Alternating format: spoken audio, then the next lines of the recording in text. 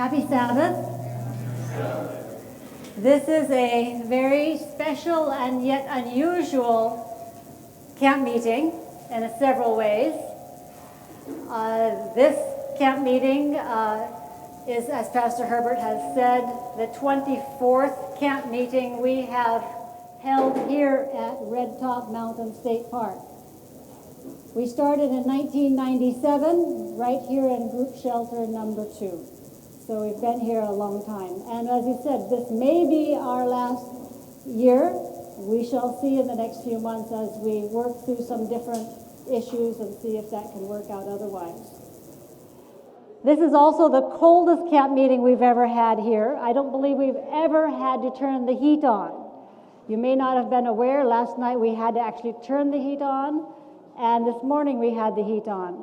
But if you were here last year, it was the hottest camp meeting we've ever had. So we've had quite a pendulum swing between last year and this year. So we will see what next year holds. And one other reason this is a very special and an unusual camp meeting is that today, as you know, is October the 3rd. This is my dad's 92nd birthday today. Some of you may know that my dad has been to camp meeting for most of the last 20 camp meetings, except for the last several when my mom got ill and then he's gotten a little older. So, Dad, if you're on the conference line, happy birthday to you from me and everybody that is here. Amen. Yes, happy birthday, Dad. So today I want to share with you the best health insurance. With the coronavirus that has become a big thing, focusing on our immune systems is something very healthy to do. It always has been, because the immune system is what really keeps us from being sick or coming down with most illnesses, including cancer. But it has really come into view with the current coronavirus. The best health insurance. We get various forms of insurance so that if something bad happens to us, we can get through that particular situation and continue on with life. It gives us a peace of mind. We get medical insurance so that if we get sick, we can cover the doctor bill, we can get the medical attention that we need so we can get well again, and again, continue on with our life. But what if we could get health insurance that would ensure that we never got sick? Wouldn't that be better than the medical insurance that would take care of us only if we got sick? Wouldn't we be better off with a health insurance that ensured we never got sick in the first place? That would certainly be ideal, and that is what our immune system is. We have this insurance in our immune systems that God has given to us, blessed us with such a wonderful system. But we have to do something to get the expected coverage. If you have some kind of insurance, whether it's house insurance, medical insurance, car insurance, you do have to have something or do something to maintain it. You have to pay your premiums. So you have to do something. So likewise with our immune systems. It is the best insurance for health, but we have to do something so it can keep us from getting sick. And so today we're going to look at that a little bit. Just a quick view over the immune system. Our immune system deals with viral infections, bacterial infections, and fungal infections. These are pathogens. Specifically, they're pathogens if they are going to do us harm. And why the distinction is if they do us harm, because there are beneficial bacteria. There are beneficial bacteria in our skin, in our gut, that we do need. So not all bacteria is bad. It's the bad bacteria that we typically label as pathogens. Same with viral and fungal things. In fact, there could be some beneficial viruses. Typically, we don't see that as much, or we're not as conscious of that, but there are apparently some beneficial reasons for having viruses around as well. So that's what the immune system does. It deals with the harmful viral, bacterial, and fungal infections that we call pathogens. Now, this immune system is roughly divided into two different things. We call it the non-specific immunity as well as the specific immunity. And the non-specific immunity, first of all, is as general as our skin, our tears, our mucous membranes, and even a cough. What these things do is provide a barrier between our inside of our bodies and our the external environment, where the pathogens may be or where we may encounter them. That's why when we cut ourselves, it is a good thing to put a bandage on it if you are going to be in a situation where it's going to get dirty. If you're going to work in the garden and you have a cut on your hand, and especially if you don't have gloves on, it's a wise idea to put a bandage on it so you don't get that wound infected, because your skin, which is a part of keeping the pathogens out, got compromised. And so our tears also help to wash out the things that may get into our eyes. The cough is actually a good thing. However, unfortunately, with the coronavirus, how many of you have been scared to cough in the last 6 months? But a cough is actually a good thing, because that helps the lungs to expel anything that may be trying to get inside of it. It gets it out. It doesn't mean you have the coronavirus necessarily. It's just that, okay, you breathed in something that the lung says, okay, we need to get that out, and it makes you cough. So the cough is technically a part of the immune system too.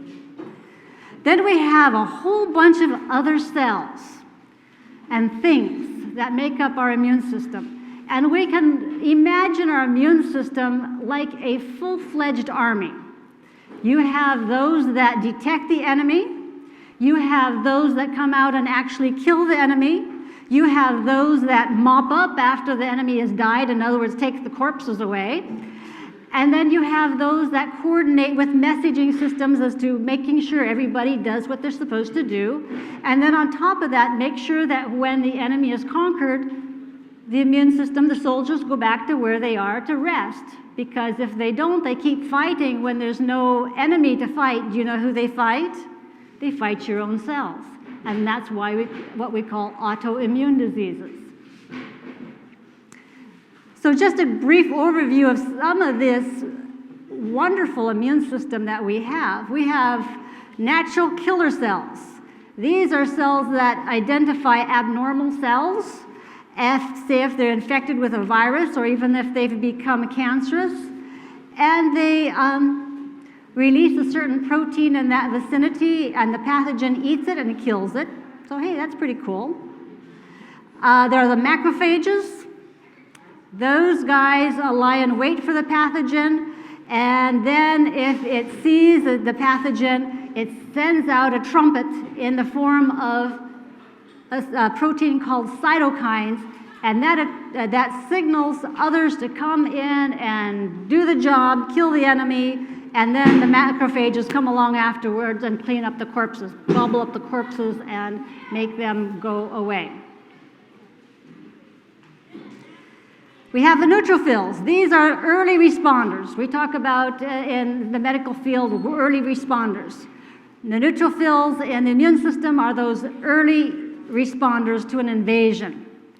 They can capture the enemy, they can set traps for the enemy, they can inject poison, they can amplify messages, they can do a bunch of things. So they're really, really good to have. However, these guys, if they don't know when to stop, they are particularly notorious for contributing to inflammatory diseases. Then you have dendritic cells. These are messenger guys. Mast cells, they're also important for all the different bacterial and fungal and viral infections. You have the basophils. These guys are particularly involved in wound healing, allergies, and parasites. We have the eosinophils, they're for parasitic infections, also, of course, some other infections. And when we say these cells do these things, it's not to say this is the only thing that they do. Most all these cells have secondary functions. These are just some of the primary key functions that they each have to do. The cytokines are those signaling molecules. Then we have interferons, which are particularly important in dealing with viral infections. And they also have this non-specific immunity is the immediate response. This whole collection is, these are the first guys that come out, thank you, to deal with the infection, this whole non-specific immunity. The specific immunity takes a little bit longer to develop, but these are the guys that remember, hey, I remember that guy. I've got just what he needs, so we can eliminate him. That's what the T cells and the B cells do. They remember encountering this pathogen before, and they have developed different molecules so that they can release that and kill the invading pathogen, or kill the whole infected cell. The B cells, they also release a sticky substance that clump the pathogen together so they become immobile, and then the others, like the macrophages, can come along and just gobble the whole clump of them up in one gulp, so to speak. So the the specific immunity is what also produces what we call antibodies. Antibodies being different than antibiotics.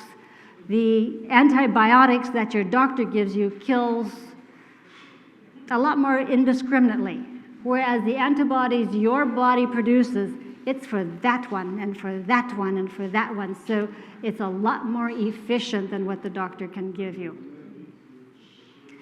So this is a whole army of soldier guys that is there on the job 24/7, 365 days a year to keep you healthy. But it's one thing to know that you have such an army inside you.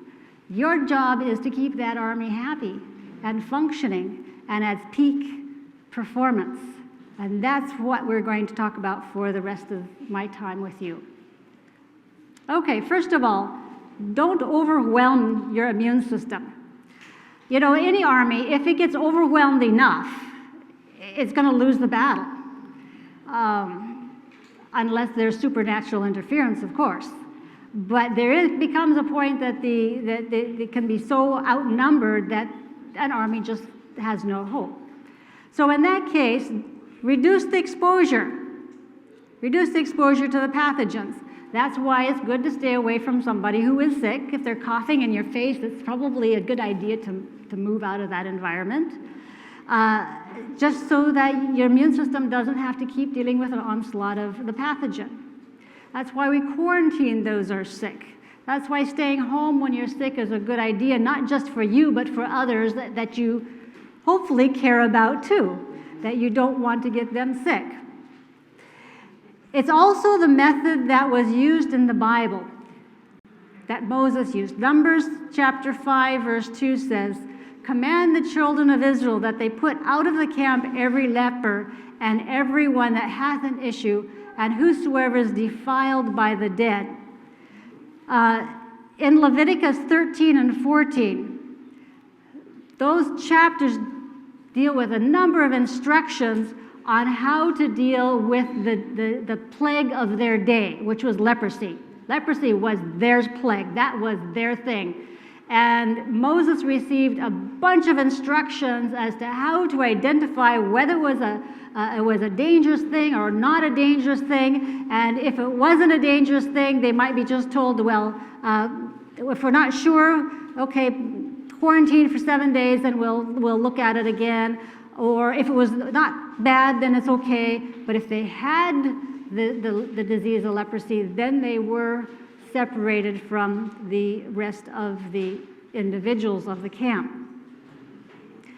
It's interesting that Uzziah, the king, in 2 Chronicles chapter 26-21, it says, "And Uzziah the king was a leper unto the day of his death, and dwelt in a separate house, being a leper, For he was cut off from the house of the Lord, and Jotham his son was over the king's house, judging the people of the land. So quarantine was a major way back in the time of Moses to slow down the spread of this plague. However, you notice who it is that they're not quarantining?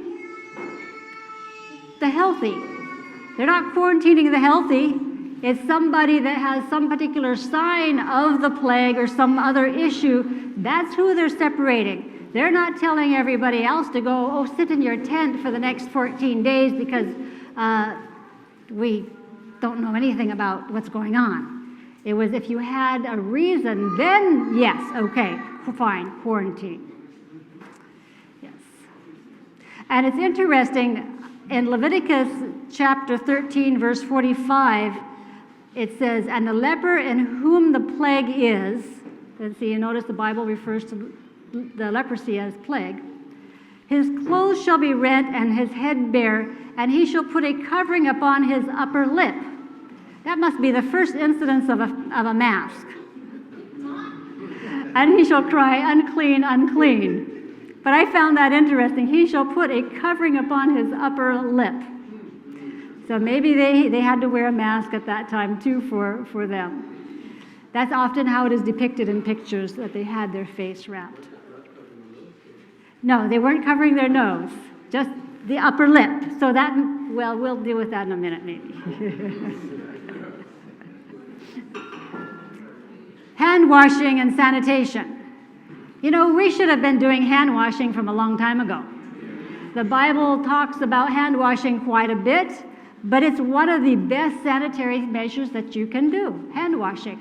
Back in the 1800s, I think it was 1840s, Dr. Samuel Weiss was able to prevent a lot of women's lives being lost because of him simply introducing hand washing into the hospital. Unfortunately, he was very much persecuted about it, and he lost his career over it. Can you imagine that? A doctor losing his career over implementing hand washing in the hospital. But that's what happened. We should have learned from that a long time ago that we do need to wash our hands after using the toilet. Before eating, yes. After eating as well. And you might say, why after eating? Well, if you happen to get your hands sticky, it is nice to get your hands clean so that you don't put your food on something else. Before and after food prep for the same reasons, and after shaking hands with someone who is sick. Soap and water is still good. It is still very effective. You can use hand sanitizer if soap and water is not available, but this is going to dry out your hands a lot. If you use it over and over and over again, it dries out your hands, and what it does, you know, it's saying that like this kills 99.99% of germs. Do you know what also lives on our skin? We also have friendly bacteria and friendly microbes on our skin. You destroy that, then you destroy or you alter the natural environment of your skin, and then we wonder why we have skin problems. So keep the hand sanitizer for when you don't have soap and water, but soap and water still should be your primary source of cleansing. Your main avenues of entry are your nose, mouth, and eyes. And so when they were telling you don't touch your eyes and nose and mouth, that's good advice. That's good advice, especially if you haven't washed your hands and you've been touching whatever. It's just unfortunate. We do a lot of this, you know. We rub our eyes. We put our hands to our face a lot more than we think we do. And with the masks, you actually touch your face more. They've determined you because you're having to adjust it and, you know, fiddle with it, and you're actually putting your hands to your face even more with the mask. Covering your mouth with your cough when you cough or sneeze. I guess that's one advantage of the mask. You don't have to do that anymore. You already have it covered. And of course, sneezing into a tissue or a jacket sleeve or something along that line will help to prevent the spread of things. And of course, if you cough into your hand, washing your hands is a good thing. especially before you shake the next person's hand. That next person will be very appreciative. Sugar. You know I have to talk about this. Avoid desserts and sweet foods and drinks. Why? Because sugar immobilizes and paralyzes those immune soldiers. That's what the biggest problem with sugar is. It really slows down your immune system. It slows down those immune soldiers, those immune cells. This can happen in anywhere from a half an hour to about 6 hours after you have ingested the sugar, and depending upon how much sugar you ate. In one study, research subjects were found to have nearly a 38% decrease in phagocytosis. Phagocytosis is like those macrophages that gobble up the corpses and stuff. A 38% decrease in that function 1 hour after ingesting a moderate amount of sugar, and I'm not sure what a moderate amount of sugar is in this country, because probably for me, a moderate amount of sugar for me would probably be a tiny amount for somebody else. And for a moderate amount for somebody else might be a huge amount for me. So who knows what a moderate amount is, but whatever it is. After ingesting a moderate amount of sugar, there was a 38% decrease of phagocytosis. 2 hours later, the immune function was suppressed 44%. Immune function did not fully recover for a full 5 hours, and that was based upon a study. So saying 30 minutes to 6 hours, that certainly covers that span of time, and that was based upon a study. So anything that's sweetened with sugar, fructose, other sweeteners, all these we need to be careful with. Anything that's a cake, cookie, candy, donut, soda pop, any purchased beverage, watch those, because those are great sources of a lot of sugar. And when I say great, I'm not meaning a positive source of sugar. And avoid refined carbohydrates. The reason for that is it's easily broken down, and then you spike your blood sugar, and that also can affect your immune system. Using your whole wheat breads, using your brown rice, using a whole grain cornmeal, and these kind of things, the whole grain. And the reason for that is that the fiber in it keeps your blood sugar at a nice level rise after you eat. And when it finishes digesting, it goes a nice gradual down. And that's what fiber does. If you don't have the fiber, it spikes, it goes up, your pancreas overreacts, and then it goes too low, your blood sugar goes too low, you get hungry, and then if you eat something sweet again, it just spikes back up and you keep doing this, and that's not a good thing. Sugar also feeds cancer. If you remember, I did a presentation on why vegetarians get cancer a few years ago. Sugar feeds cancer. Not a happy thing. Increase your greens and veggies. These are high in nutrients that are necessary to nourish your immune soldiers. Those immune soldiers are busy, they're energetic, they need nourishment, and green drinks are great. Organic green mixes, you blend that like in a NutriBullet with pineapple juice, and you have green drink in 3 minutes. I think anybody can find 3 minutes in their day, right? Amen. Amen. So having that periodically every day, however often you can fit it in, that is a really, really good thing. If you don't know anything else to do and you're sick, do a green drink. It'll do your body good. You can grow your own microgreens and sprouts. There are different videos out on YouTube that show you all about how to grow your own little microgreens and just when to trim them and just how to do it. And you do that inside your house. You don't have to have that in a garden outside at all. You just have a little tray with some soil in it, and you can grow your own greens right there inside your own house.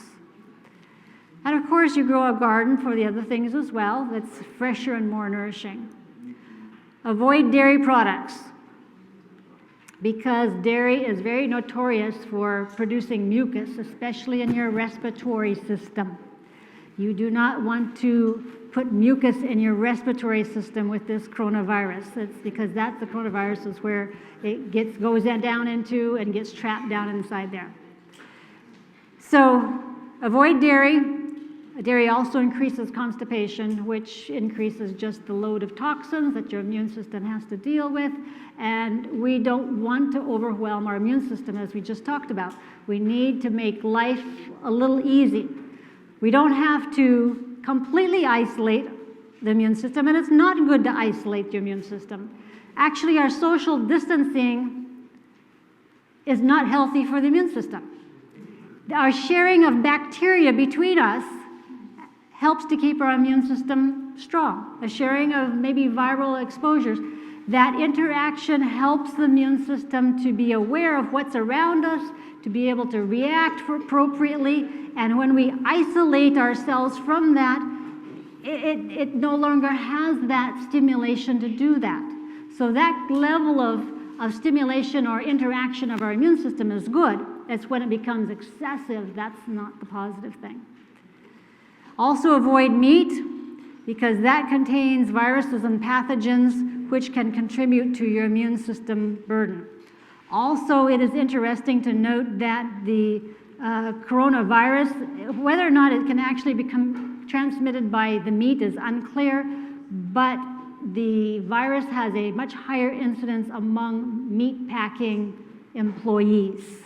The reason being is the unsanitary conditions that they have to work in, the close proximity they're in. So whether or not it's transmitted by the meat, but certainly the workers in that industry have a much higher incidence of that. That's why the numbers up in Gainesville were going up, because you know what? There's meat packing, chicken plants up there.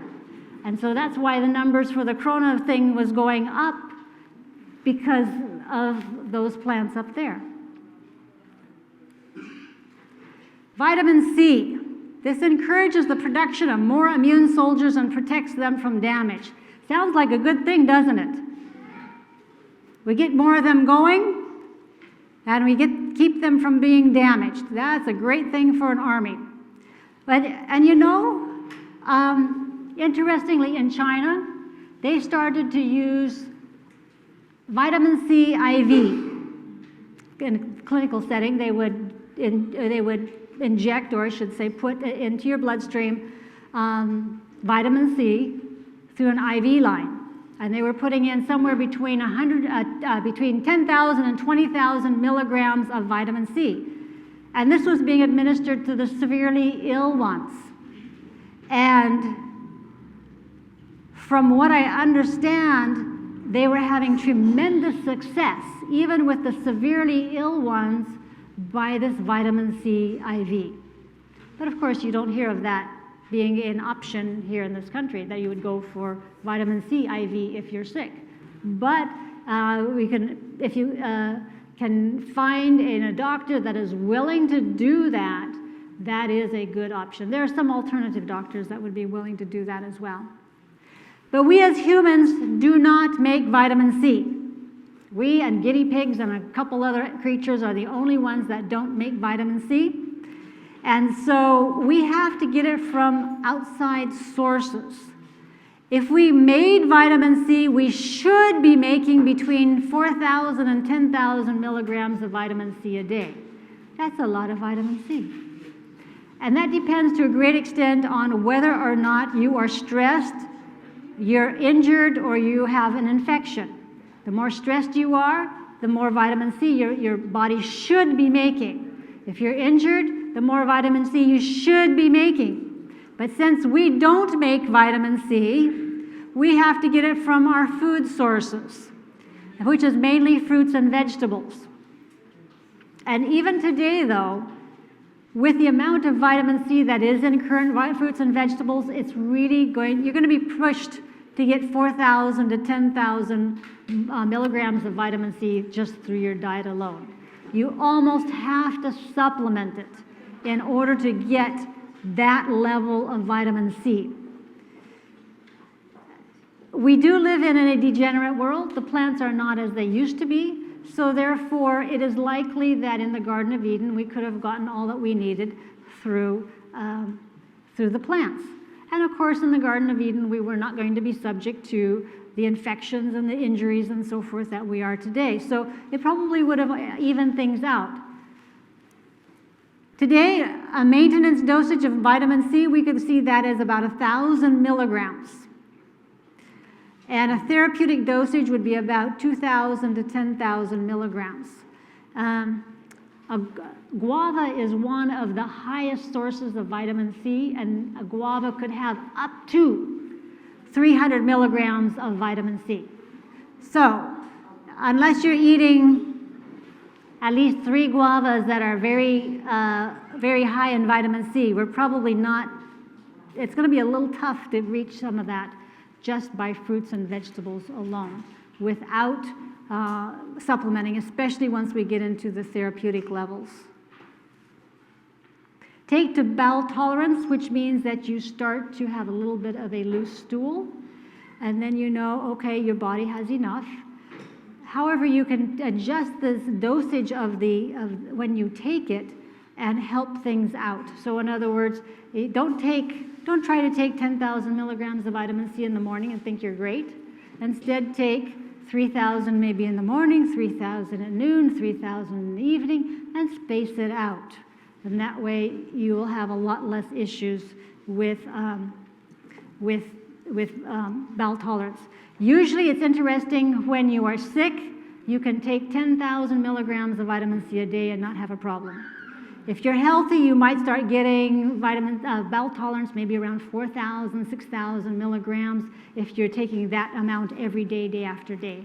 But interestingly, once you're sick, it's like your body just sucks up the vitamin C. Another really important vitamin is vitamin D. We thought that it used to be just for bones. It's not just for bones. I was going to say anymore, but it was never just for bones. We only just figured that out. It is necessary for a strong immune function. So we make this in our skin. We make some in our skin during the summer, but in most places not in the winter.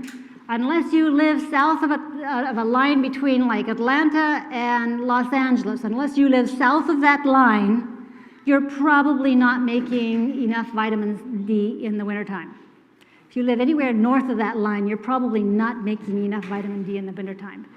And it's interestingly that even it's been found in a place like Hawaii, a lot of people are deficient in vitamin D. You would think that, why would Hawaii? You've got all the sun, it's year-round. And that seems to be the case, that there is a predominance of vitamin D insufficiency worldwide. And it's interesting, you've probably heard of Uchi pines. They have even commented in an unofficial study among their workers, they were pretty much all vitamin D insufficient. They figured you would have to be outside, bareback, laying on the ground in the sun, with the sun directly on you for, I can't remember how long, for you to actually make the amount of vitamin D that you really should. I know we've said, well, 20 minutes a day, that's all you need. But I tend to want to believe, with the statistics that we have of the vitamin D insufficiency, that our bodies are degenerated enough that we're just not able to make the amount of vitamin D that we should be making anymore. And you can prove it to yourself if you're making enough, is when you go and get your next blood test, see what your vitamin D level is. If it's anything below 50, you need to bump it up. They'll tell you anything above 30 is fine. Now, if you're anywhere below 50, you're really insufficient. You need your vitamin D somewhere between at least 50 and 60. And supplementing 5,000 to 10,000 international units is not too much. We used to think, 400 international units, that's a lot. 800 is the max you could go. No. 5,000 to 10,000, especially if your numbers are low, are no big deal. If you're having a hard time moving your numbers, you do need to get up in between 8,000 and 10,000 international units. When you take these high doses of vitamin D, like above, say, 1,000 international units, take K2 with these higher doses, about 100 micrograms per 5,000 international units of vitamin D. And what that does, the supposed vitamin D toxicity that we thought that vitamin D was toxic in high levels. It's not really a vitamin D toxicity. The extra vitamin D initiates a process that actually uses up more vitamin K. So the toxicity is really a deficiency of vitamin K, vitamin K2 specifically. So that's why it's good in these higher doses of vitamin D to take K2 along with it. We'll have some different supplements back there this evening, one of which is this, it's a vegan vitamin D3 with K2. It has approximately that amount. Some supplements will have a little bit more than 100 micrograms. Some will have like 90 micrograms per 5,000 units. But somewhere in that neighborhood, you should have your K2 along with your vitamin D. And so this will be available for you later. Get warm and stay warm. Actually, an elevated body temperature causes your immune system to fight more quickly, your soldiers to get up and get going. So, you do not want to bring down a fever. You know, that people get scared of fevers. Oh, I've got a fever, I got to bring it down. No, you do not want to force down a fever. Your body has a fever for a reason.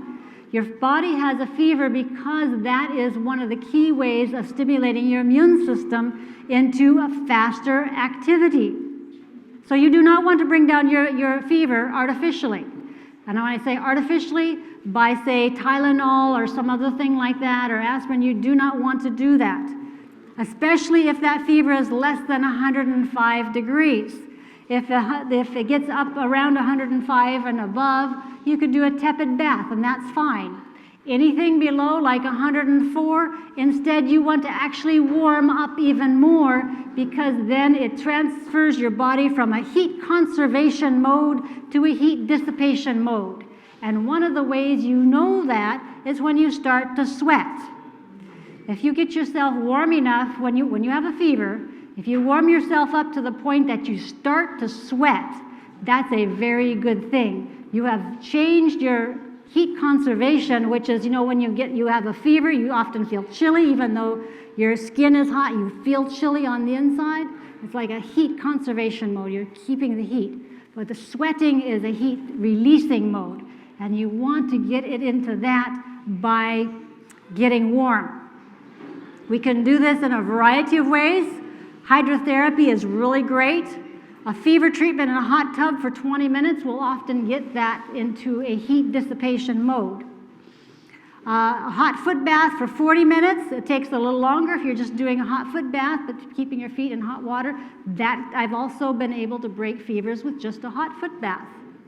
Now, when you do these things, you do end it off with a quick cold application to finish off the heat application. That's just part of hydrotherapy principles. You can also warm up with saunas. You can also exercise to the point of sweating for 30 minutes. All things that get your body warm. You can use hot soup and hot herbal teas. That will help to warm you up. So whatever we can do to encourage that immune system, to those soldiers to get up and get going, you need to do what you need to do. By the same token of logic, do not become chilled. That's one thing here in Georgia is notorious. In the wintertime, you'll see people complaining of the cold. And it's not cold compared to standards like New York or whatever like that. And what do you see them with? A little sweatshirt. Yes, I'm cold. Of course you're cold. Where's your hat? Where's your gloves? Where's your proper jacket? So you wear proper clothes when it is cold. You cover your extremities. No, you don't go and wear flip-flops in the wintertime, but people will do that. So cover your extremities. The Spirit of Prophecy talks about covering our extremities. There's a reason for that. It keeps our immune soldiers active and healthy and not all chilled up in the corner somewhere.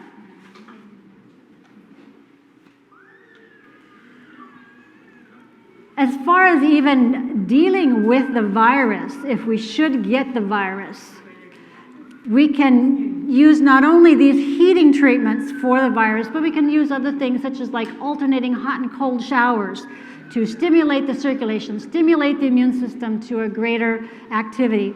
We can also use hot and cold fomentations on the chest, which basically means alternating between hot and cold wet towels on the chest. There was one particular individual in Canada that seemed to may have gotten it. He had some kind of chest infection. He didn't go to the hospital to get diagnosed. He just didn't do that, and that's actually good. But he treated it with alternating hot and cold fomentations on his chest, and in a week he was fine. He ended up calling me back and saying, "Can I do this every day?" "Yes, you can do that every day." And in a week he was fine. So hydrotherapy is fantastic. If you read in the most recent Free Adventist Voice, I didn't bring one up, but the green one that's out there on the table that talks about country living, if you'll look in the health section on there, it relates an account of how hydrotherapy was used in the diphtheria infection in times past. And when they used hydrotherapy, nobody died. And when it was not used, a lot of the kids were dying. Sometimes a whole family of kids, of 7 or 8 kids, died. But when they used hydrotherapy, nobody died. So hydrotherapy is fantastic. There's also back there on the table simple hydrotherapy applications. If you don't know anything about hydrotherapy, get this. This will at least get you started on the simple basic ones like the hot foot bath, alternating hot and cold shower, and just that alone will do wonderful things for you. The alternating hot and cold fomentations are a little bit more involved, and I don't think that's described in here, but that's fine. You know, often we just need to use at least what we have. We may not know everything. And you don't have to know everything, but use what you've got. Colloidal silver. Colloidal silver is a powerful antimicrobial. It actually suffocates the pathogens, so the pathogens can't become resistant. You've probably heard of pathogens or bacteria that is now resistant to the different antibiotics, and they can't use them anymore because they're not effective. Well, the pathogens are never going to be resistant to colloidal silver because they can't become resistant to suffocation. It'd be like, can we become resistant to suffocation? If somebody holds their hand over your nose and mouth, there's no way to become resistant to that unless you get them to take that away. So, colloidal silver will always have that effect upon a pathogen because it can't become resistant to it. We can ingest the colloidal silver orally. There's this liquid here. You can put it with water. You can drink it straight. For, shall I say, maintenance, a couple tablespoons. If you're sick, then we're looking up anywhere like a quarter of a cup 3 times a day. Is not too much at all. For infections, if you are having chest problems or if you even get the coronavirus, inhaling it through a nebulizer, you can get nebulizers on the internet for $30 or something like that. Nebulizing that, colloidal silver 2-3 times a day is a great thing. If you don't have a nebulizer, if you have a cool mist humidifier and you have enough to put in the cool mist humidifier, breathe that in, and that will also help to kill the pathogens in your respiratory system. You can also spray it in the back of your throat if you put it in a spray bottle. If you don't have a spray bottle, just take some of the straight colloidal silver and let it kind of lean back and let it drain back into the back of your throat, or even gargle with it. The idea is to try and get it as close to the infection and hold it there for a period of time so it has a time to react with the pathogen. So yes, orally for infection, a quarter cup 3 times a day. Have you ever heard of silver coins being put in milk a long time ago? Like in maybe the 1700s, 1800s? Yeah. That was to help prevent the milk from getting sour. Ever wondered why we call silverware silverware? It used to actually be silver. Why was it actually silver? Because it helped to cut down the pathogens. So there's reason for these things. So yeah, that's colloidal silver. It's basically pure silver molecules suspended in water electrically. That's, I guess, a simple way of putting it. And as far as topically, there are gels that you can get. This one is a commercial gel. Otherwise, if you have the water, you can mix it with, say, a little bit of aloe vera and use that topically. Again, the point is to get it to wherever the infection is. Garlic. Oh yes, garlic is another wonderful antimicrobial. It is best if it's fresh raw. If you have an active infection, fresh raw garlic is where it's at. The kyolic is great for circulatory problems or even heart problems, but fresh raw garlic is what you want for an active infection. Use it at every meal. Have really strong garlic toast. Do you like garlic bread? I do. Make it like really strong. Have a garlic sandwich. And you know, the bread will actually make it not so bitey. The bread will help so you can actually eat more garlic than you think you can if you put it between 2 slices of bread. Or you can chop it fine and put it to your rice, your pasta, any dish or whatever.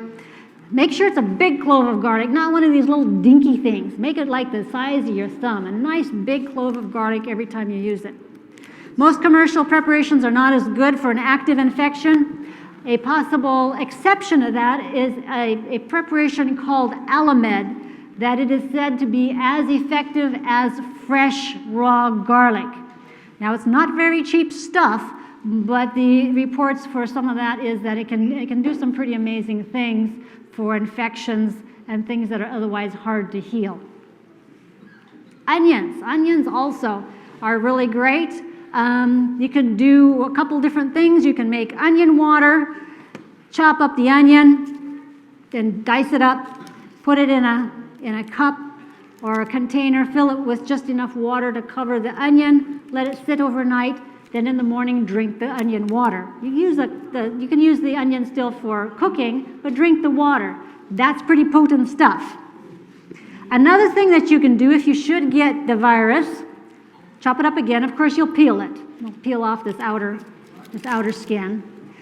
Then chop up the onion, and then when you have it on your chopping board, just kind of bruise it a little bit, press on it a little bit. Don't make a mush out of it, because if you make a mush out of it, it'll be a real watery mash. Just mush it a little bit so it becomes kind of wet, and then put it in a cloth and tie it up with the corners and put that on your chest. And if you can sleep with it overnight, there have been reports that people have gotten over the coronavirus just from doing this, okay? Just from onions. So peel it, chop it up, press on it with maybe the handle of your knife. Some people might want to say blend it, but I find if you blend onions, it becomes a watery smash. And then you have all this water that's going to be running around your chest. I don't think you want it to be that watery. Just press on it a little bit so it becomes moist a little bit, and so you smushed it a little bit, but not watery. Tie it up in the cloth, put it on your chest, and that's a really inexpensive way of getting over the coronavirus.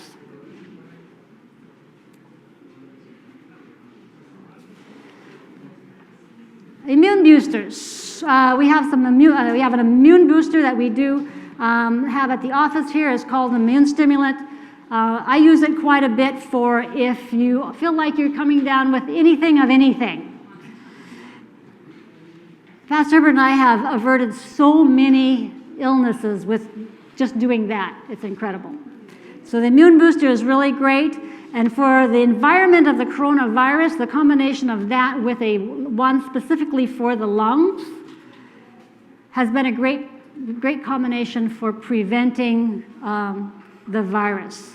Now, if somebody should actually get the virus, we have a preparation specifically for the virus. And interestingly, this is essentially a combination of a malaria medicine and a coronavirus medicine.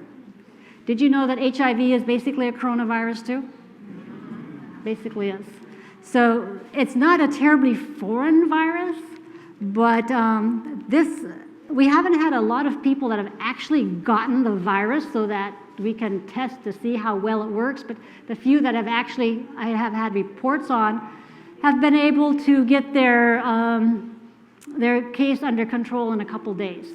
The protocol for this would be like every half an hour for the first day or two, and then going to every hour for another couple days, and then start elongating the application. These are sublingual sprays, which all means all you just do is you open up your mouth, lift up your tongue, aim it under your tongue, and spray, and it gets absorbed through all the little blood vessels in the bottom of your mouth.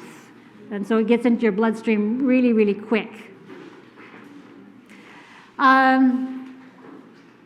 So yeah, that's the immune stimulant, the lung repair, and the viral 200, all sublingual, and these have been very effective for resolving some very challenging cases. It's from the same line of products that we use for malaria and dengue and typhoid when we are on international trips, and I know personally they are very effective. Herbs. Of course, we have a number of herbs for our health. If I make herbal tea for therapeutic purposes, it's not going to be just a weak little tea. I figure if I'm going to make a tea for therapeutic, I'm going to make it strong. So it's not a teaspoon per cup of water. It's going to be really closer to a tablespoon of dried herb per cup of water. So it's a strong tea, and can actually be stronger than that anyhow, but at least that. And what you do, you steep leaves and flowers, basically meaning the softer flower or softer plant parts like the flowers and the leaves. You steep them, which means you boil the water, remove the pot from the water, from the heat, put in your herb, stir it up, put the lid on, don't put the pot back on the heat, and just let it just sit in the hot water there until it's cool enough to drink.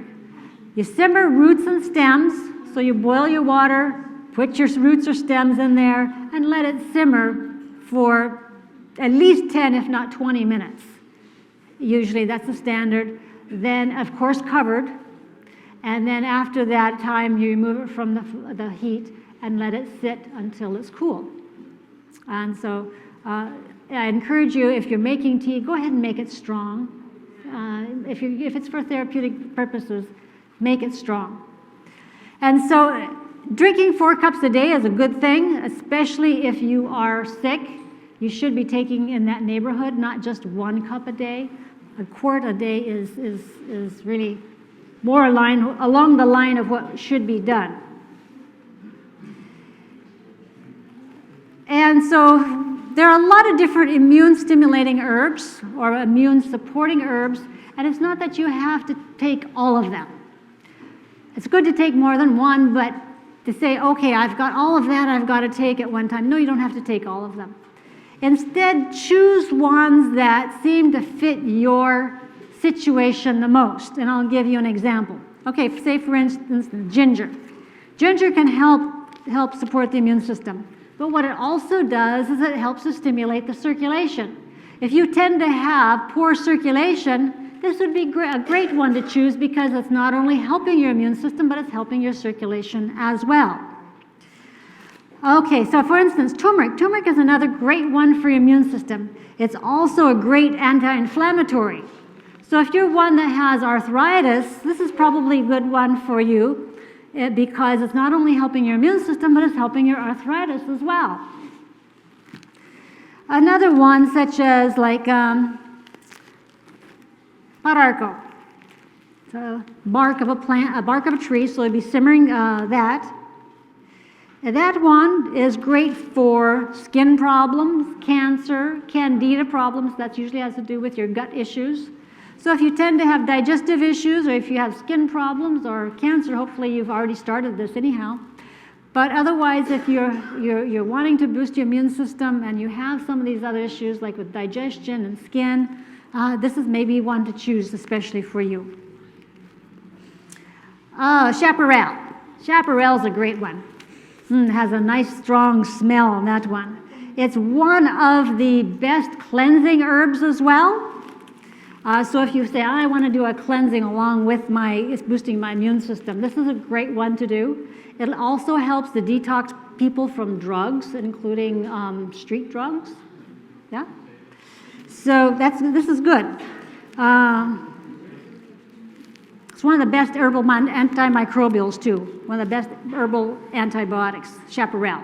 Now we're going to have all these available on the table for you in the back after this evening. I'll hold your question. Another one is yarrow flowers. Yarrow flowers, it's a nice mild one. Yarrow flowers can be helpful for things such as if you have blood sugar issues, blood sugar imbalances.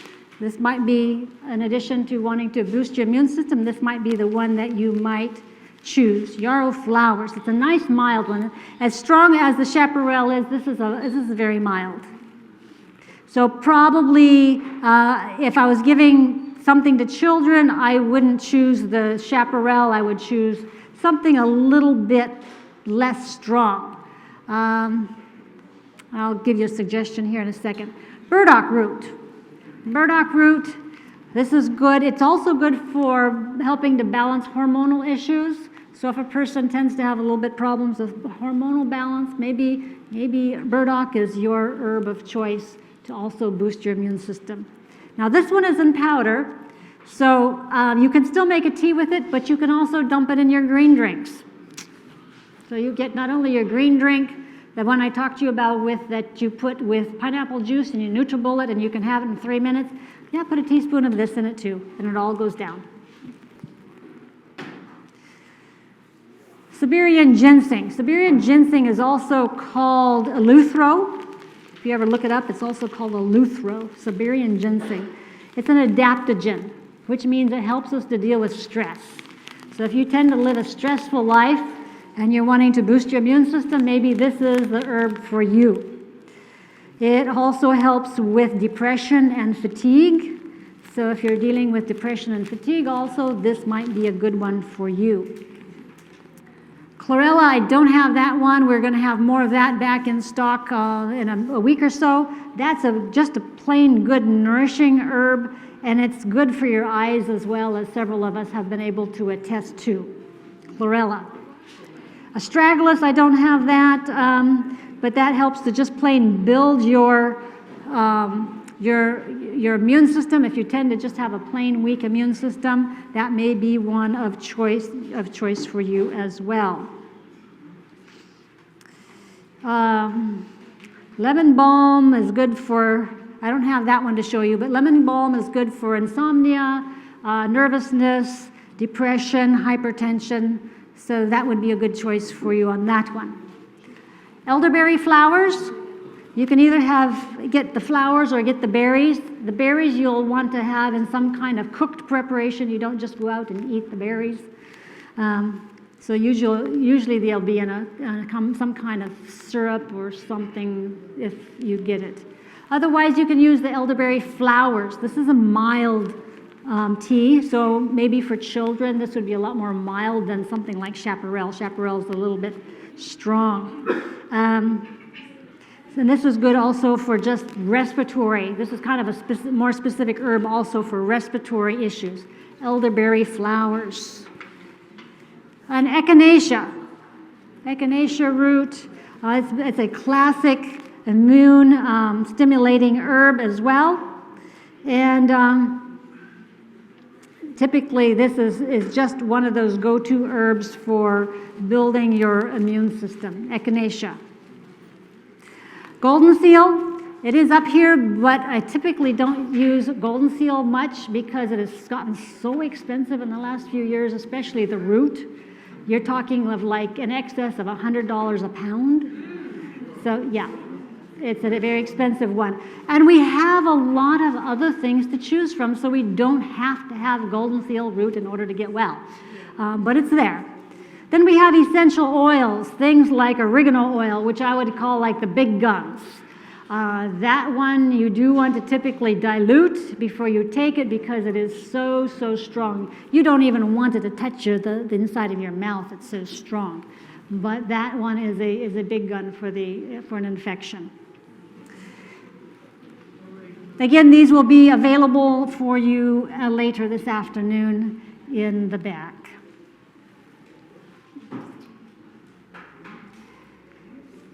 Sleep, and deep breathing. Yes, we should sleep more when fighting an infection. We really should.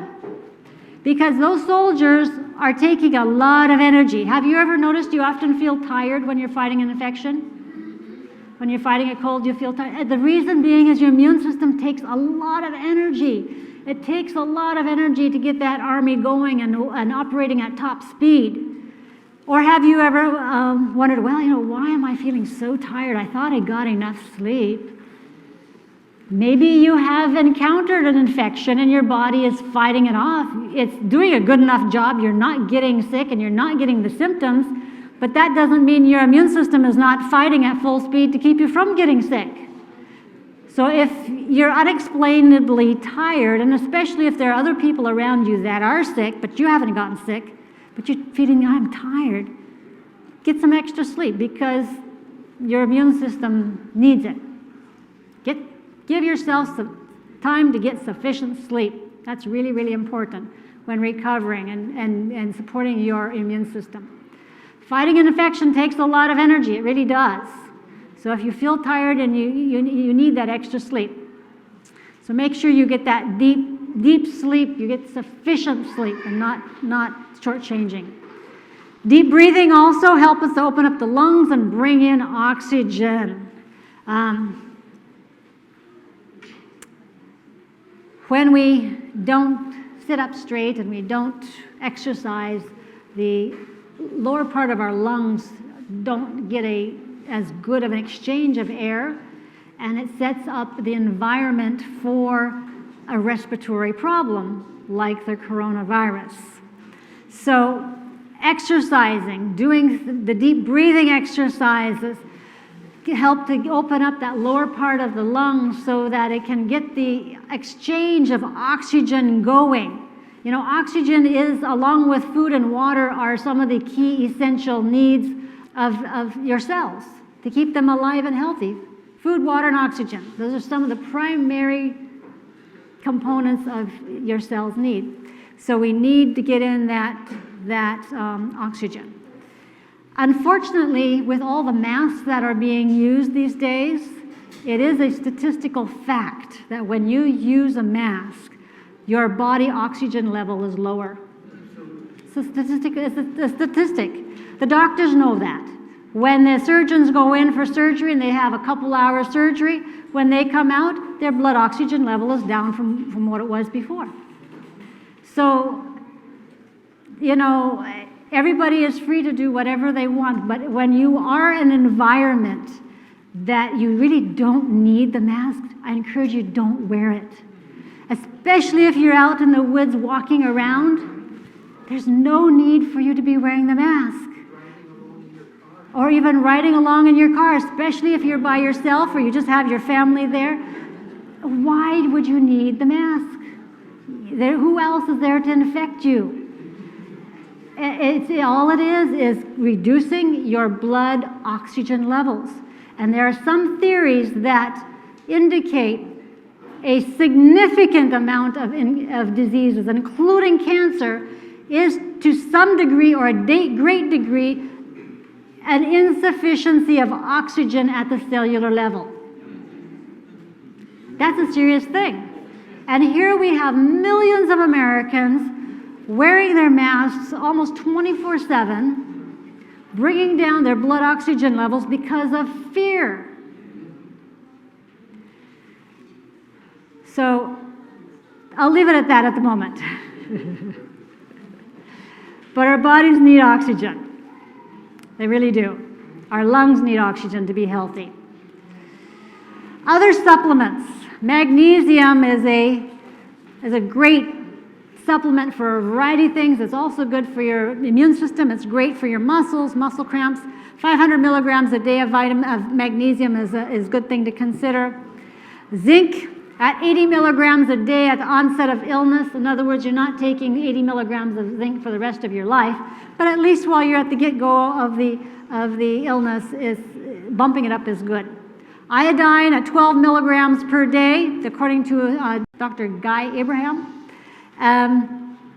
He sees that a lot of illnesses are as a result of iodine insufficiency. And actually for ladies, breast cancer, that seems to be a big risk factor. If you're not getting enough iodine, that along with not enough vitamin D levels. So ladies, get your vitamin D level up, get your iodine levels up.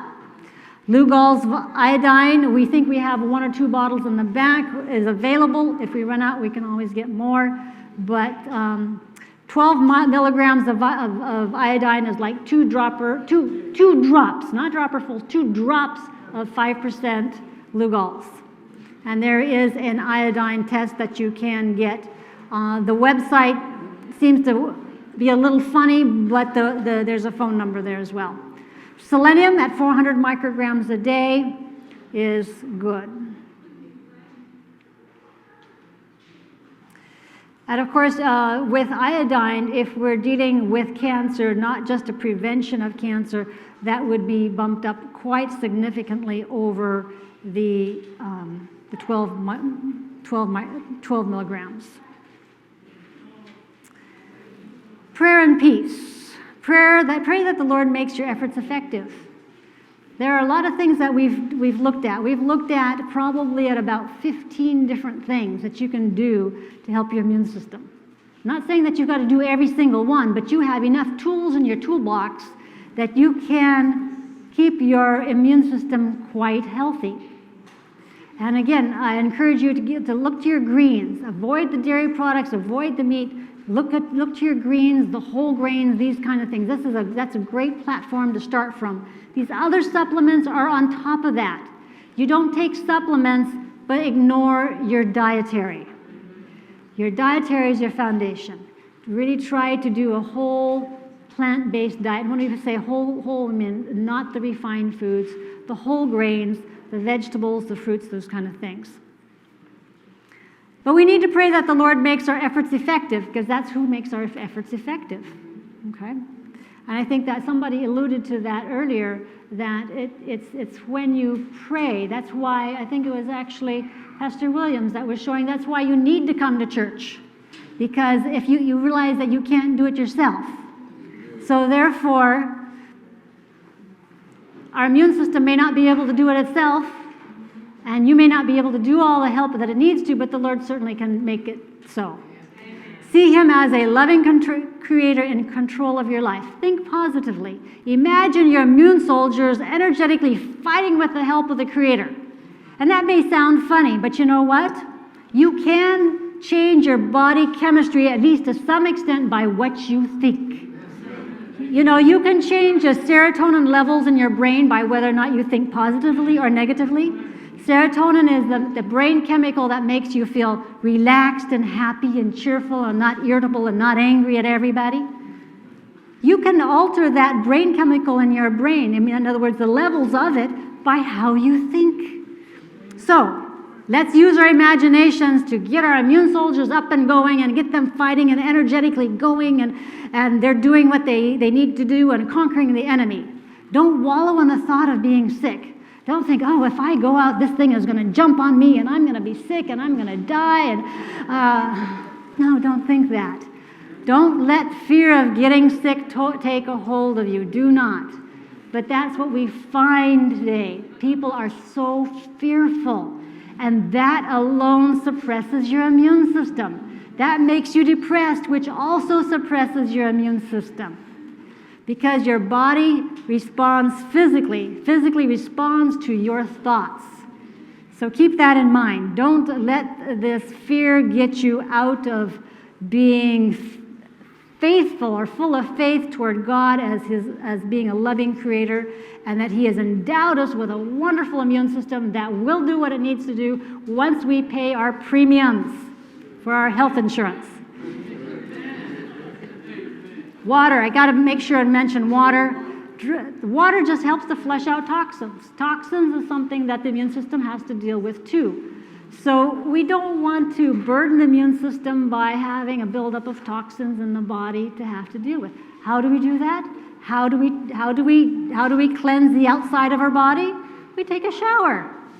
So when we drink water internally, we're taking a shower on the inside. Reduces immune system overload. And of course, no alcohol, no coffee or caffeine, no smoking, no vaping. All that goes without saying, right? In the next couple seconds that I have, I want to mention something else, and briefly at least. Vaccinations. What should we do if we have to take a vaccination? That is becoming a definite possibility in the future. That each one of us may have to decide, are we going to take a vaccination or not? We would prefer not to. I think everybody is in a full agreement with that. We prefer not to. And at least in the state of Georgia, we still have religious exemptions. Many states still do have religious exemptions. And if they have a religious exemption still in your state, and you are a member of a free SDA church, you can get a letter showing your religious exemption. It's the value of being a free SDA. So that we will take as far as we possibly can, our religious exemptions. But there may come a point that they will not allow that anymore. You know, Ben Carson wanted that to be the case. He wanted to throw out the religious exemptions. Fortunately, they have not done that yet. But if they do, and there are no exemptions, and you either have to take the vaccination or you will have to be subject to whatever they decide. So you're going to have to make a decision. Are you going to take the vaccination, or are you going to pay the consequences? Now, one very serious thing that families have to consider in this is if you are parents and you have a child and you decide, nope, I am not taking a vaccination and my child is not taking a vaccination. And what happens if DFAC says, oh yeah, you're taking a vaccination or we're coming for your kids? What are you going to choose? Are you going to choose to go ahead and take the vaccination and keep your kids, or refuse the vaccination and let the state take your kids?